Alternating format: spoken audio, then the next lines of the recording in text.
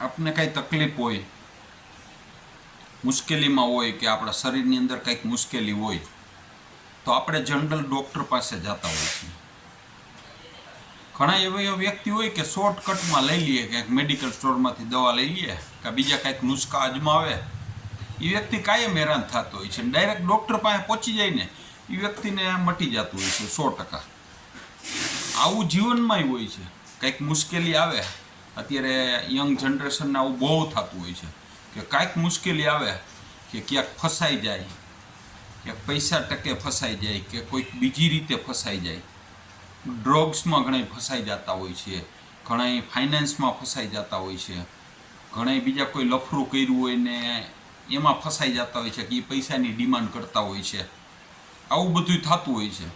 તો young generation છે ને અત્યારે બીજી જગ્યાએ જતું હોય છે, જેમ મેડિકલ સ્ટોરમાં કે બીજા કંઈ નુસ્ખા કરતા હોય ને નુસ્ખા કરતા હોય છે. ઘણી વખત ક્યાંક પૈસા ટકે ફસાઈ ગયા હોય, ક્યાંકથી ઊંચા વ્યાજે લેવાઈ ગયા હોય તો એ પછી બીજો કોઈ માથાભારી હોય કે બીજા કોઈ હોય ને એને ગમે એ ઊંચા વ્યાજે, એનાથી ઊંચા વ્યાજે લઈને એને દઈ દે. પછી માની લો કે કોઈ છોકરીના લફરામાં ફસાઈ ગયા હોય અને એ પૈસા માગતા હોય તો એ એના દોસ્તારો માથાકૂટ કરીને ક્યાંકથી પૈસા લઈને એને દઈ દેતા હોય છે કે બીજી ત્રીજી રીતે કેસ કરવાની ધમકી આપતા હોય છે. તો એ બધું સેટલમેન્ટ કરવામાં રહેતા હોય છે.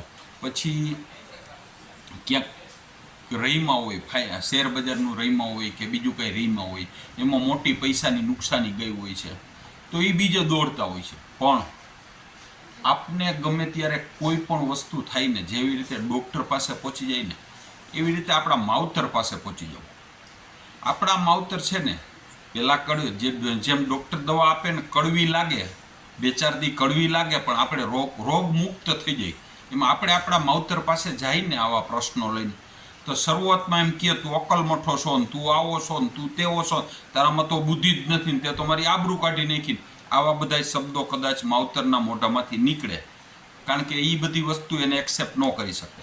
પણ 2-3 દિવસ થાય ને એટલે સંતાનનું સારું વિચારે કે હવે મારો છોકરો કાદવમાં ખૂપી ગયો છે, તેને મારે બહાર કાઢવો જોઈએ. કે ફાઇનાન્સવાળા પાસેથી પૈસા લીધા હોય ઊંચા ટકે તો એની બધી પ્રોપર્ટી વેચીને છોકરા હાટું કરતા હોય છે માવતર ગમે ત્યારે.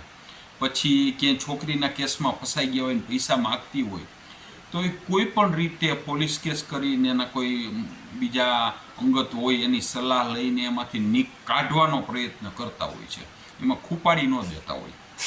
પછી શેર બજારમાં ડૂબી ગયા હોય કે જે કાંઈ થયું હોય એ બધું એની પોતાની પર્સનલ મૂડી હોય કે જે મરણ મૂડી કહેવાય એ પણ આપીને છોડાવતા હોય છે. આવા કેટલાય દાખલા છે. જે વ્યક્તિ એના મા બાપ પાસે પહોંચી ગયો છે ને આવી પરિસ્થિતિમાં એ વ્યક્તિ બચી જાય છે અને પાછો સ્ટેબલ થઈ જાય છે. જે વ્યક્તિએ બીજા સ્ત્રોત ગોત્યા છે, મા બાપ પાસે ગયો નથી, બીજા સ્ત્રોત ગોત્યા છે, એ વ્યક્તિને કાં તો આપઘાત કરવાનો વારો આવે છે, કાં ગામ મૂકીને રાજ્ય મૂકીને બીજે વહી જવાનો વારો આવે છે, ઘરના સભ્યોએ કોન્ટેક્ટ તોડી નાખવાનો, અથવા તો છેલ્લી પરિસ્થિતિમાં બાવો બની જવાનો વારો આવે છે.